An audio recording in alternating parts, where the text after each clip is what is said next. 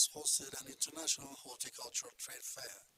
The HortiFlora Expo 2025 has attracted a number of actors. What has it achieved? My guest, Tewodros Zewdie, is Executive Director of the Ethiopian Horticulture Producers and Exporters Association. A very warm welcome to the program. Thank you very much, Tafarra, for inviting me. So this is the 9th edition? Of HortiFlora, yeah. The HortiFlora. So in the last 2 decades, we have been conducting HortiFlora, and this is the 9th edition this year. And that's every 2 years? It is due to be every year, but starting from this year, we have decided to make it every year because the demand from local and international exhibitors is increasing. So taking that into consideration, we have decided to make it every year. So let's talk about the demand. How many participants do you have now? Have you had in this trade fair? This year it has increased in terms of exhibitors and visitors. So in this edition we do have about 155 exhibiting companies coming from 65 countries as exhibitors and visitors as well. So the scope is increasing. So HortiFlora is an important exhibition in terms of bringing all the supply chain actors under one roof for 3 days. So you find a wide spectrum of supply chain actors, starting from buyers, irrigation system suppliers, input suppliers, technology service providers, seed companies, breeders, you name it. All supply chain actors from all over the world are converged under one roof at the Millennium Hall. And today we are going to close it as well. So when you say from all over the world, which are the most important generators of participants, if you will, in this? For the Ethiopian horticulture industry, Europe is the biggest market destination. Now the Middle East is emerging, but our market, the destination is diversing as far as to Far East. Japan and Korea, they are emerging as important importers of Ethiopian products. From the Northern Hemisphere, we have from the United States of America and Canada as well. So from Latin America also, a number of companies are taking part in the exhibition, showcasing their products as well. We do have exhibitors and visitors from Australia, New Zealand as well. So this year is quite interesting in terms of the diverse exhibitors and visitors as well. So what is your objective in the first place? Do you have a sense of focus? Because you said the supply chain actors. That's a very long list. The very focus of this show is, number one, to sell the Ethiopian horticulture brand internationally. And the second important focus is the B2B. So producers will meet with their buyers, with their input suppliers. And the input suppliers also, they will sell their products. So lots of agreements, sales agreements are being inked in the last 2 days at the Millennium Hall. And today also we do expect a number of sales deals to be inked as well. So selling the Ethiopian horticulture brand is one. The B2B sessions are the second. And we do have also side events. We have hosted about 9 side events which are pertinent topics to the industry, including emerging regulations of the European Union. There are a number of regulations that are emerging by the European Union, including the discussion on carbon and water footprint as well, transparency and traceability issues as well. Lots of regulations are emerging, like phytosanitary and the like. So we are trying to create enlightenment on the side of Ethiopian-based companies so that they can comply with the emerging regulations. We do have also sessions on agro-logistics as well, on the skill gap in the horticulture industry. So a number of discussions are going on, including the dynamics in plant protection products as well. So let's talk about the partnerships and the agreements that different partners are signing to basically make business deals, right? Can you be a little bit more specific, because that seems to be quite an achievement, if you will? Exactly. So in this exhibition, we do have commercial farms as well as smallholder farms with their products. So buyers from all the world are around, including sourcing managers of major supermarkets internationally, wholesalers and importers from Middle East, Europe, and other continents in the world. So they are meeting, they are reviewing, they are negotiating volumes, quality issues, mode of delivery, and the like. It's been quite interesting for us. By the way, for us, this show has played a critical role in terms of penetrating the Middle East market and the Far East market as well. By bringing potential buyers from those Okay. regions. We have also lots of buyers now from Middle East, from Far East, and from Europe as well. So It's quite interesting in terms of creating the platform for producers and buyers, input suppliers and producers as well. So it's the most cheapest event, I would say. It's in the best interest of every stakeholder in the supply chain. So how many of those buyers are first-time visitors to this country? Do you have a statistics? We will finalize the data this afternoon because we are not yet finalized the data analysis. But a number of new buyers are also coming to the scene as well. We do have also this year lots of Russian buyers because of the crisis in line with Ukraine and the like. They try to swap their sourcing. So we have lots of buyers from Russia as well. From Saudi Arabia also we have a number of large buyer groups. From many of the Middle East countries we have a number of new buyers into the scene. From Europe also we have also different new buyers. Why are they attracted to Ethiopia? Is it because of the promotional work that you do? Is it because of an interesting business climate, investment climate? What is it? Well, Ethiopia has both a competitive and comparative advantage for the production and export of horticultural crops. So we have everything, I would say, starting from the agroecology, quality water in terms of surface and groundwater, labor, and we have also very interesting logistical arrangement with Ethiopian Airlines. Ethiopian Airlines is playing quite a pivotal role in transporting the horticultural crops wherever they are sold. So all these buyers, they know that Ethiopia is an ideal location to source from. That's why they are coming to Ethiopia. So are they proving themselves right?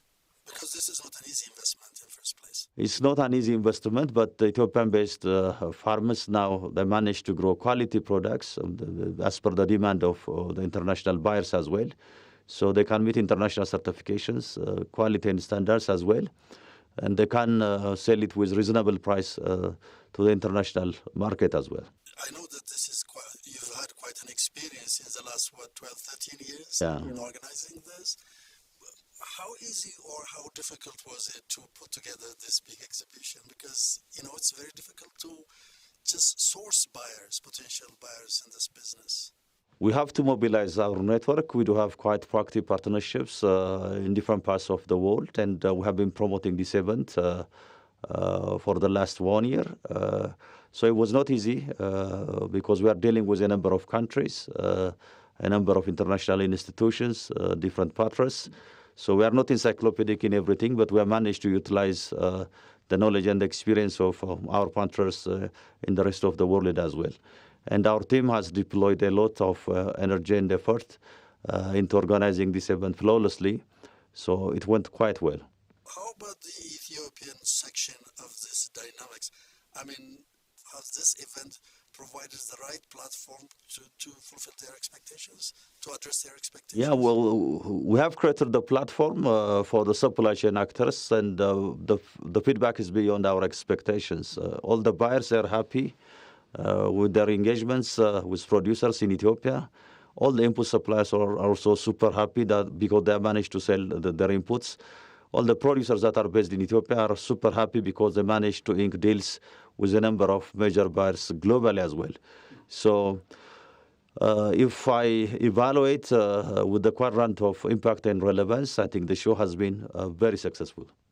The reason why I mentioned that is because it's volatility is in the nature of this business, right? Yeah, there are lots of dynamics internationally as well. There are also emerging regulations, especially the European Union is coming up with a number of regulations. It's not a matter of choice to comply with those regulations as far as we are interested to benefit from the European market. So there are lots of dynamics as far as emerging regulations are concerned as well. So we are trying to, our level best, to build the capacity of Ethiopian-based companies so that they can comply with the emerging regulations of the European Union as well. Phytosanitary issue is also emerging as a very big issue because there is one pest that is considered as a priority and quarantine pest by the European Union. So we managed to train more than 20,000 workers in Ethiopia with regard to the identification and management of that pest. And in partnership with the Ethiopian Agriculture Authority, we have also managed to develop a systems approach to manage the false calling moths. Locally also there are some dynamics. So The industry is quite resilient, I would say. Is it still the second largest foreign exchange earner in the country? Now gold is coming aggressively. Now the horticulture industry is the third largest generator of forex to Ethiopia. But if we get additional land, the industry has massive potential to generate forex to the country, and it can create millions of decent jobs. So we need to have a fast or expedited process to acquire land. Many of the existing companies in Ethiopia, they are interested to expand their operation because they have managed to establish experience. They have also established their name in the market. They have also finance. So many of the companies are looking for expansion in Ethiopia. There are also investments from the locals, and the foreign direct investments are also coming. But we need to have expedited process with regard to acquisition of land. So what you're basically talking to the executive, right? To policymakers, right? By saying so. This is what we are proposing to them. And you heard the Minister of Agriculture at the opening of this fair. Yeah. So what is it? We have table. Fortunately, Ethiopia has finalized the national horticulture strategy. This issue, the land issue, is also incorporated in the strategy. There is a concept of establishing horti parks with the necessary amenities. So we need to identify lands on the basis of suitability studies. We need to have the necessary infrastructure in those horti parks so that investors can come and operate in those horticultural parks. This is incorporated in the national horticulture strategy. I would say there is voracious appetite on the side of investors to come and to invest in Ethiopia, and we have to use the momentum.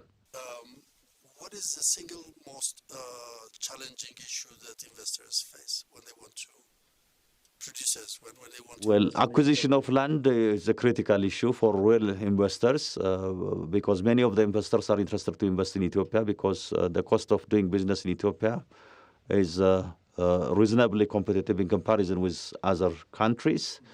Labor, we have abundant labor force in the country. As I mentioned earlier, we have also quality groundwater and surface water as well. We are also quite proximate to the Middle East and Europe as well. The policy incentives are also quite encouraging for investors in comparison with other countries as well. And in Ethiopia, you can have sunshine throughout the year as well. This is also a competitive and comparative advantage for companies that are interested to invest in Ethiopia. So, when you say other countries, let's talk about African countries in the African continent. Yeah, Kenya. When you relate that to those countries in Africa, Kenya, we do have almost similar agroecological arrangement. The industry in Kenya is well consolidated because Kenya was open for foreign investors for the last 1 decade, I would say. And in the last 50 years, they managed to consolidate the floriculture and the horticulture production. A number of countries are also trying. Rwanda is also trying in the region. Uganda is also trying, but the market is enough because all over the world there's a growing population. There are also lifestyle changes. People are going more into fruit and vegetables. Urbanization is coming. So when we draw comparison as far as agroecology incentives are concerned, I think Ethiopia is doing quite good. This is going to be an annual event beginning next year. Exactly. What do you expect to realize next year, which is much more different from? We want the HortiFlora to be the epicenter of luring more investment to Ethiopia.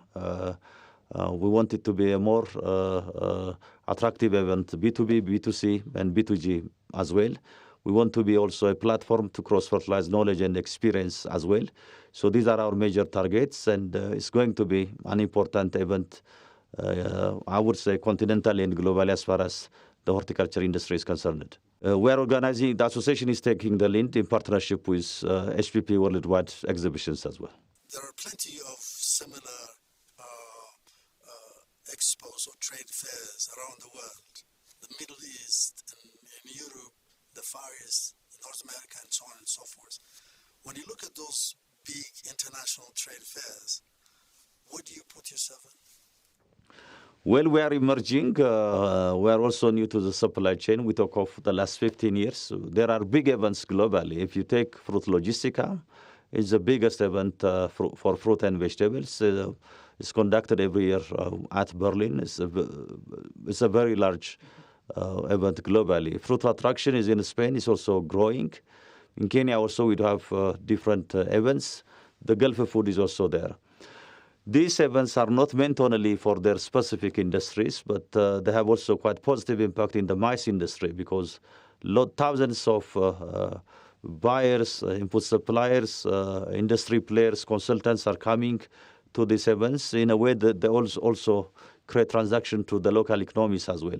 So by the same token, HortiFlora is growing with different magnitude, of course, but it will also it will have also positive impact in the economy. People will book hotels, they will spend on services, on attractions and the like. So in addition to the horticulture, being the horticulture event, it will have also its own positive impact in the local economy as well. Tewodros Zewdie, thank you very much for joining me to talk about this important issue. Tons of thanks, Tafarra, for having me as well. It's a pleasure.